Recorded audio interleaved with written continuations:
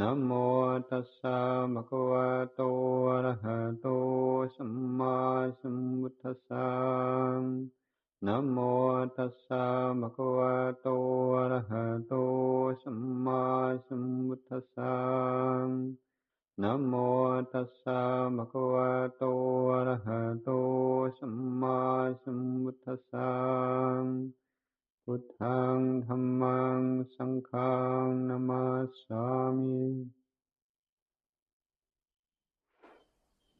The way of the way of practice is usually a rocky or thorny path for most of us. At the same time, I'm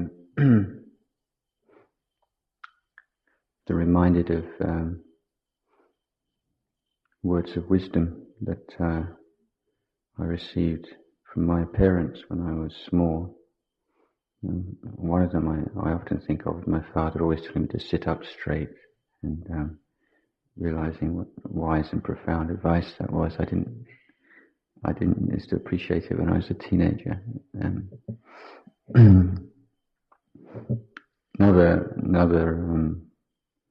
Another phrase that springs to mind is count your blessings. And, probably most English people have heard that, and I think in this environment particularly, it's a very good practice to count your blessings. There's so much that's so easy to take for granted. The fact that we're fed every day, we have kutis to live in, that we have good friends. If we reflect on these things constantly, then our discontent with the progress that we're making or not making in practice is very much reduced. And just to see how much blessings that we do have, and we don't have to compromise. We don't feel strange or freakish in wanting to get up at 3 a.m. and meditate. We can do things like not talk for 2 or 3 weeks, or fast for a couple of weeks, and nobody's going to think us strange or weird. In fact, people support us, encourage us, praise us for doing things like this. Can even refrain from laying down for a month or 2 months or 3 months, and nobody thinks that's strange. So we have a great deal of freedom to do that which is our heart's deepest desire, that which we most want to do, and we can do that in a monastery. So at the same time as in conventional sense, our life is a very constrained one, but it is through that external constraint that we learn, or we come to experience an inner freedom.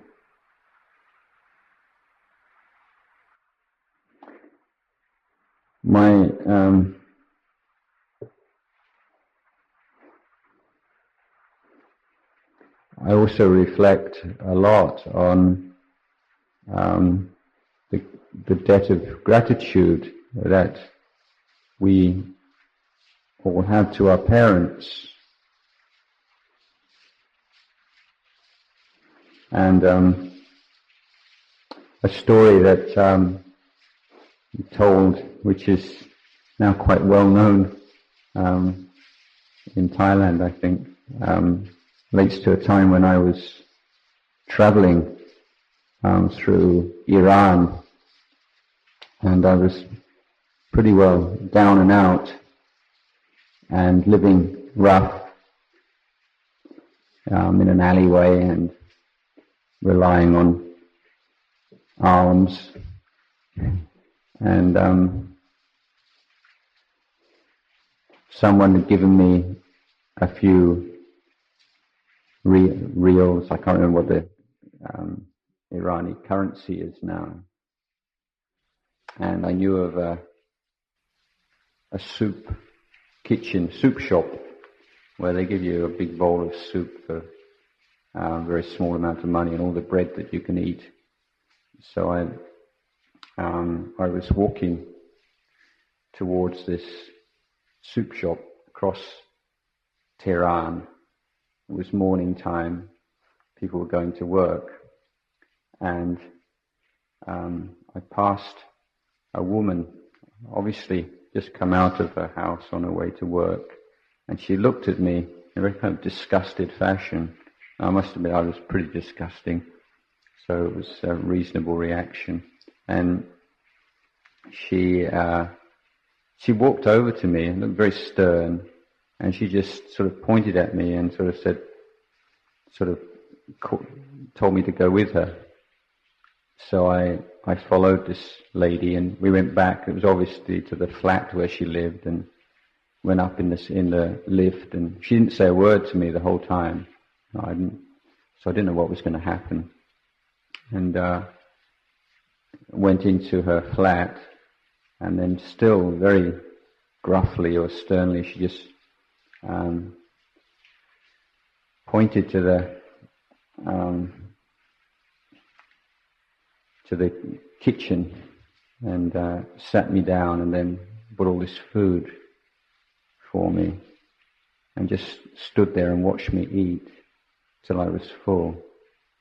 And then she called her son and barked out something in Persian, and then a few minutes later her son came with a clean shirt and a pair of trousers, and so she made sort of indications that my present outfit was deserved to be incinerated, and pointed me to the bathroom and told me to go and have a shower and change my clothes. So I did that, and walked out. She looked at me, okay, pointed at the door. We walked out, down in the lift, got out into the road. She just walked off. Never spoke a word the whole time. So I was obviously very impressed by this. I learned so much of gratitude to this lady, and sometime later I was thinking, how inspiring I found this woman and other people who assisted me in various ways when I was traveling, and how I was sure that I'd never forget this woman and what she did for me. And yet I thought, but I have so much gratitude for this woman who just gave me one meal and a shower. I lived with my parents for almost 18 years, and they gave me 3 meals a day, gave me all the clothes that I ever needed to wear, gave me everything I ever needed, and if I got sick they were more worried about it than I was.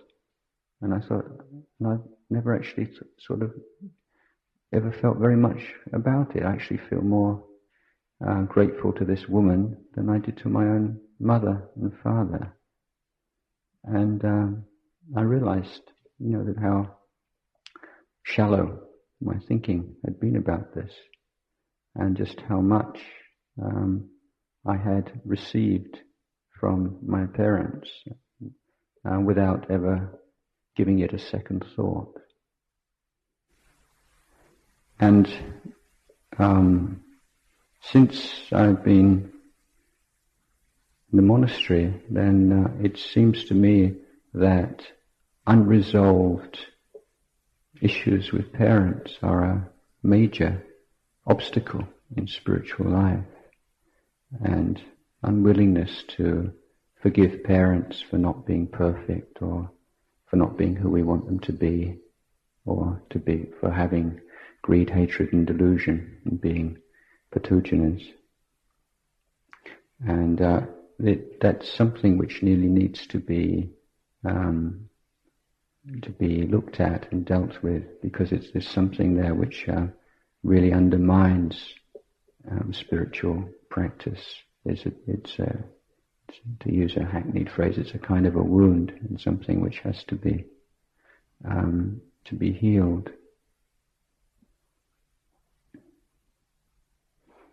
So there are so many contributory factors and causes to progress or regress in practice. But developing this warm and spacious heart and recognition of our blessings and the things that we've been given, and most basically at all been given this life. So even if your parents were cruel and heartless and treated you in terrible ways, or abandoned you on a rubbish tip or whatever, then at the very least they gave you this human life, which is so incredibly precious. And the fact that you're here and that you're able to practice Buddha's teachings is because of your parents. So this is where we have these chants at the end of every the morning and the evening session, where we share our merits, particularly with our parents, for all that they've given us.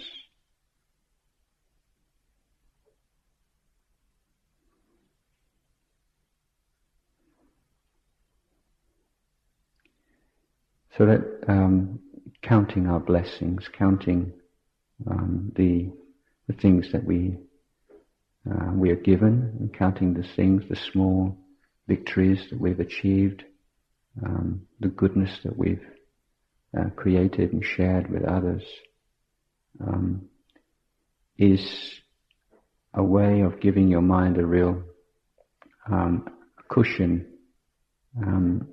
and a basic sense of well-being, which enables you to bear with the ups and downs of practice, the difficult times, the disappointments, the disillusionments that inevitably come.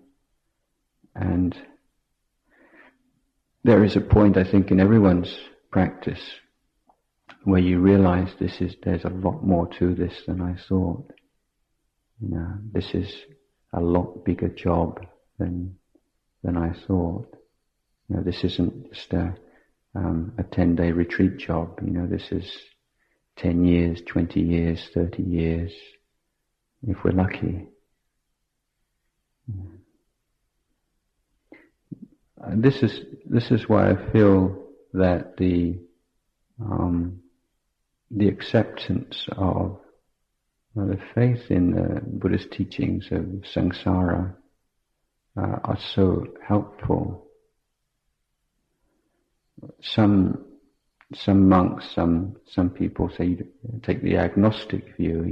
Don't worry about the sort of other realms, past lives, future lives. Just concentrate on the present life, and that sounds quite reasonable.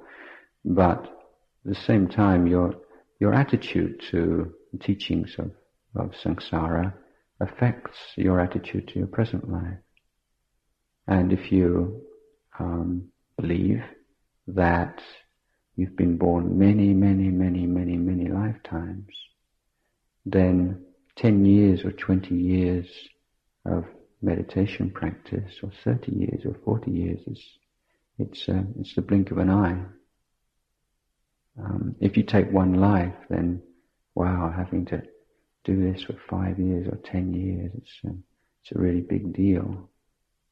But that's basing that view is based on the idea of just one lifetime, isn't it? Counting your blessings, then you feel, well, there's nothing else I'd rather do anyway. There's a sense of doing what should be done, doing what needs to be done. That's a refuge.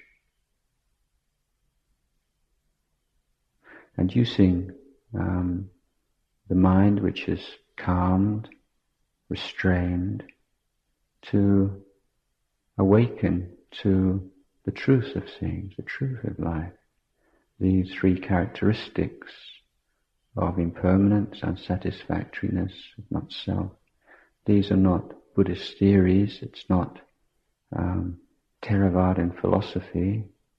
This is the nature of existence. All we have to do is to open our eyes to it. And the more mindfulness you have, the calmer your mind, the less the agitation and distraction, the less time you spend on unwholesome thoughts and projections, imagination, memories, then the more time, the more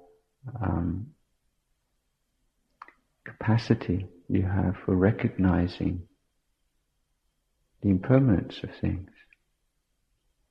And these teachings are in a way quite straightforward, and teaching of impermanence, but there's a world of difference between accepting the idea of impermanence and penetrating it in your experience. There's surely nobody in the world, in any culture or professing any religion, who would deny that things change.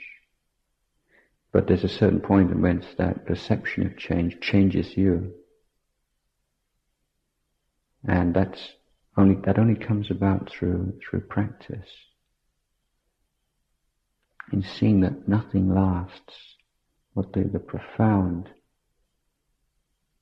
repercussions, implications of that simple truth that nothing lasts.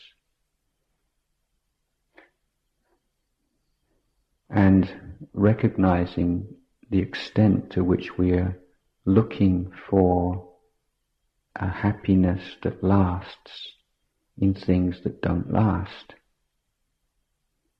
This is the basic kind of mistake that we make as human beings, because we don't remind ourselves, we don't want to see that things don't last. There's always a hope. That's the famous story of Mullah Nasruddin looking for the sweet chili in the sack of chilies. Perhaps sooner or later, one day, you'll find a sweet chili. And this hope, this longing, that one day we'll find a sankhara. It's like the sweet chili. It won't be impermanent and unsatisfactory and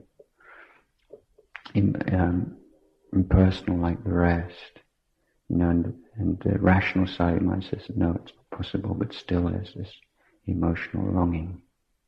You see this when, say, people are together and you say, if only we could make this moment last forever. Yeah. I want this evening to last forever. I mean, you only say that because you know that it doesn't. It'd be pretty miserable if it did, wouldn't it?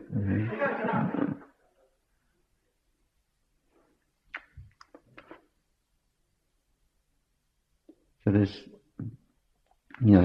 people think be together, but it doesn't work. It doesn't last. And nothing lasts. You can't be excited for any length of time because your body gets tired. Excitement is tiring. You can't enjoy anything for very long, can you? How long can you enjoy anything before it gets boring? Not very long.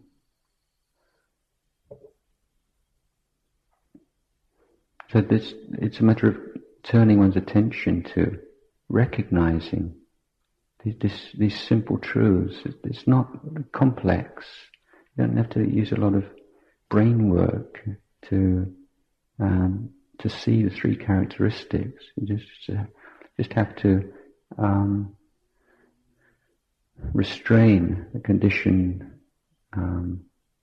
tendency to complicate things and to interpret and evaluate, and just to be with this simple truth that things change.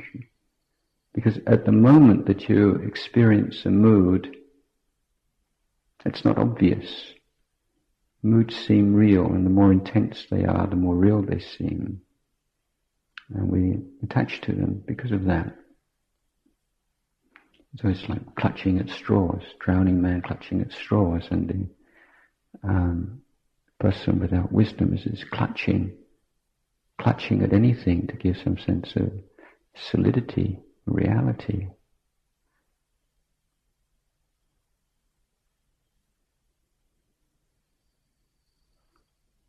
The seeing that nothing lasts, and that as nothing lasts, nothing can give you any permanent happiness. Nothing can do it for you. Nothing's going to give you a permanent high. Even heaven realms, they're not permanent. You get to the end of your time in heaven and you notice because the flowers around your neck, they start to wither. And all the other devas, they notice and they just shun you. You know, before you've been kind of the life and soul of the party, you've got 500 young heavenly maidens going out with you, gathering daisies and making them into chains and having a great time, you know, for eons, and then suddenly the flowers start to fade. And your seat gets hot and all these kind of subtle changes, and suddenly, you know, you've been sent to heaven realm's version of Coventry. Nobody wants to know you. And intense suffering, and then bump, you know, you're down in a far less pleasant place. So even heaven realms are not permanent. They don't last. So where we go, you know, we all want to be happy. So where are we going to look for happiness? And this, the Buddha said before, you know, I was subject to birth. Look for happiness in things subject to birth, subject to aging. Look for happiness and fulfillment in things subject to aging. Subject to death. Look for happiness and fulfillment in things suffering, subject to death. And then the Buddha made as the Bodhisattva made a thing jump. Perhaps there is something which is not born. It doesn't age, doesn't die. And so he embarked on what he called the noble search. Rather than the search for material pleasures, experiences,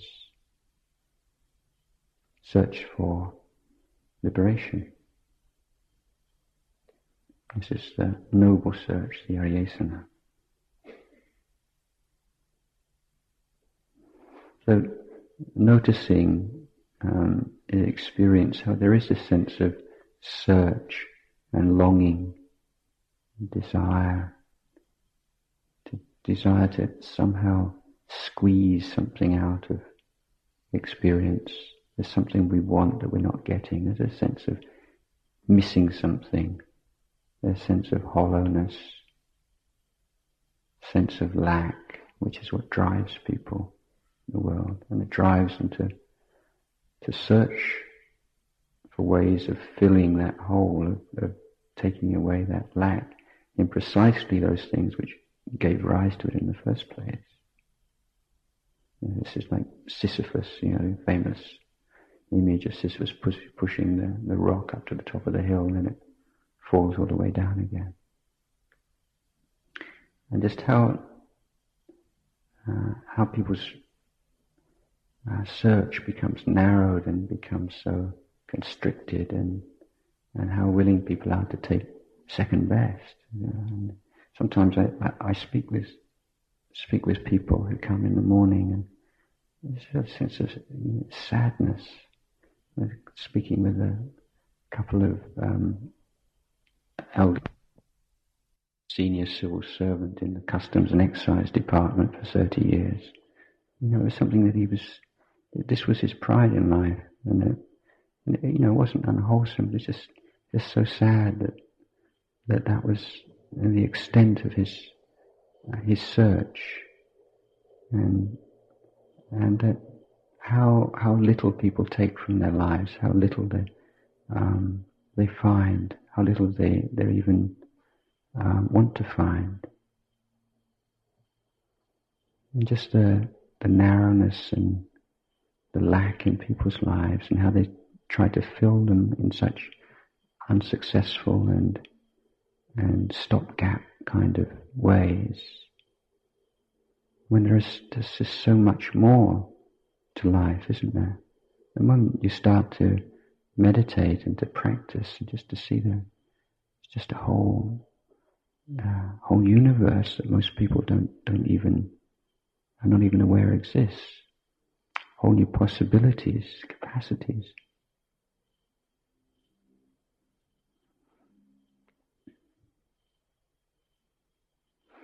So the more peaceful your mind is, the less the prejudices, the less the bias, the less the insecurity, the clearer you see things. And Ajahn Jayasaro said, everything teaches you the Dhamma. The trees teach you the Dhamma, the leaves on the ground, the creatures coming up in your kuti at night, and the termites and the ants and the weather and everything. When your mind is free of that incessant gabbling within, and you're sensitive, it's a new kind of sensitivity. It's not like sensitive to other people's words or their ideas about you or what they're doing, but it's a sensitivity to the three characteristics.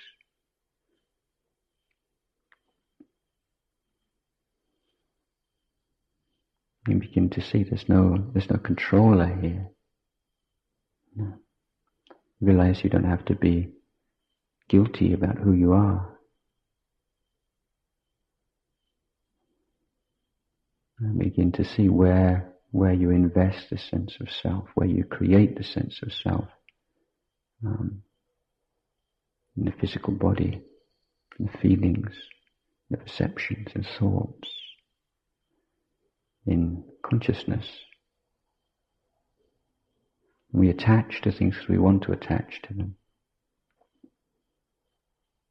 And we delight in them. Certain thoughts, certain perceptions, certain memories that we delight in.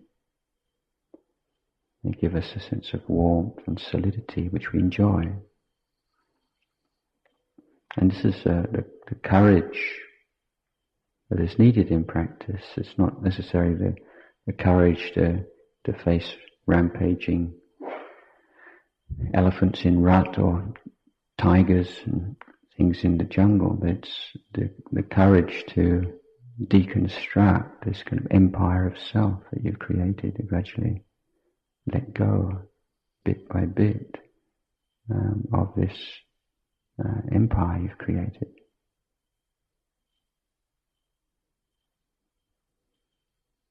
And just allowing the body to be just the body, and feelings to be just feelings, thoughts to be just thoughts, perceptions to be just perceptions, and there doesn't have to be someone standing behind it, controlling it all. There isn't. And the point is, it's not a teaching that you should not attach. Don't attach, it's bad. Buddha says don't attach. If you attach, Buddha's going to punish you. It's because you can't attach. You're on a fool's mission. You may think you can attach. You can't. You can't attach to anything because it doesn't last. It's changing, crumbles. But it's that effort to attach or to clutch at straws moment by moment. That is the crux of the matter. It's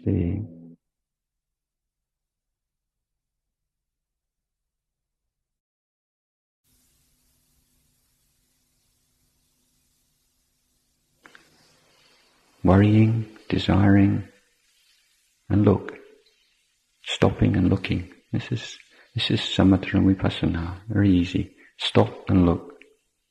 If you haven't stopped, you can't see anything very much because you're moving too fast, like in a moving vehicle. You stop and you can see.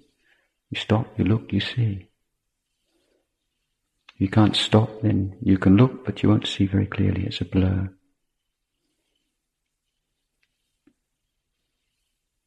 So these are the intentions we have, the intention to stop, to restrain. And the image here is not holding something down. There's a kind of suppression, you're just holding it down. In a moment you take your hand away, it's going to bounce up again. The idea is the way that you'd restrain a bouncing ball. You restrain the bouncing ball and it's still. There's not any kind of tension in that bouncing ball anymore. You've stilled it. And it's a movement of stilling and stopping or arresting the motion of things. And when there's that stillness and there's a clarity and a mindfulness there, you see. And some teachers say the clarity there, it's just like you're looking at a wall and you can see every single particle in the wall.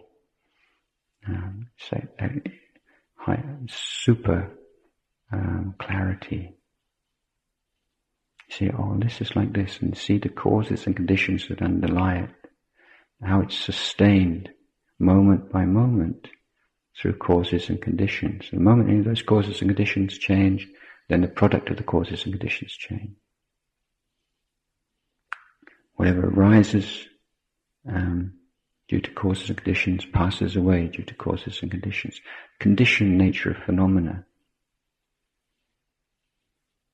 This is something that just reveals itself to you when you're willing to stop and look, without having any kind of ideas about it, any philosophies, just looking. When you stop and you look and afterwards recollecting or evaluating what you saw, if you had to put it into words, you wouldn't be able to find any words other than anicca dukkha anatta. And those who've practiced well and realized stream entry, realized one of the levels of enlightenment, whatever their insight, whatever their practice, if they had to summarize what they'd seen, they say all sankharas are impermanent, all sankharas are suffering, all dhammas are anatta. So you set yourself on the right track initially with the thinking mind, dwelling on the ideas of anicca dukkha anatta as a basis, and then learning to stop and look and recognize.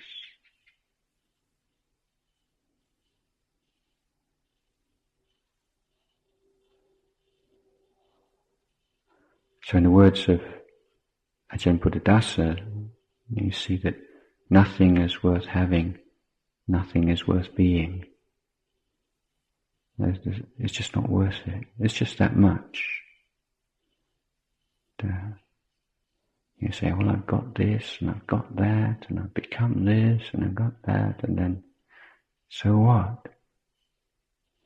And this is the unanswerable question, for the Patujana. So what?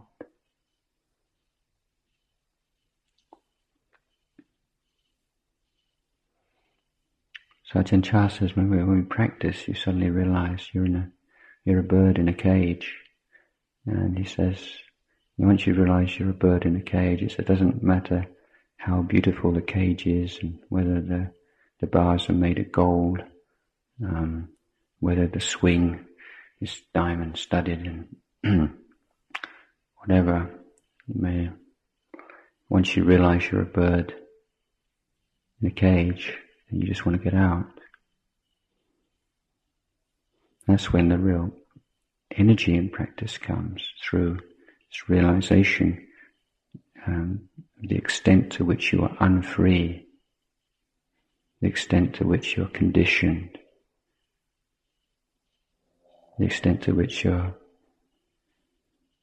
being deprived of your birthright, of that which you most deeply desire, and that which really justifies or gives your life meaning and purpose. Freedom from craving, freedom from attachment, which the Buddha said is something within our reach, if we truly aspire to it, and if we create the necessary causes and conditions. So there's that sutta where the Buddha compares the practitioner to the chicken. The chicken doesn't have to make a lot of vows and doesn't have to sit there and think, please may my chicks break their way out of the eggs, and please may they be born safely, and so on. So all the mother chicken has to do is sit on those eggs. And sooner or later, the warmth of the causes and conditions will be created, and the chicks will hatch out. But if the mother chicken is just sitting a few yards away from the eggs, in a comfy chair, reading Poultry Times, and having a cup of chicken soup, I'm thinking, please may my children be born safely. Please may they quickly be born. May all the virtuous powers in the universe help my children to be born. Very piously staring. It doesn't actually ever sit on the eggs, you see. Eggs. And the chicks are not born because the causes and conditions have not been created. So the Buddha says, the causes and conditions for enlightenment are not esoteric. There's not a secret teaching. And the Buddha doesn't hold back certain teachings, that are sort of whispered in your ear after you become an initiate. It's not some kind of initiation involved here. It's all very straightforward. You need faith, you need effort, you need mindfulness, you need concentration, you need wisdom. You develop the path, Noble Eightfold Path, sitting on the eggs.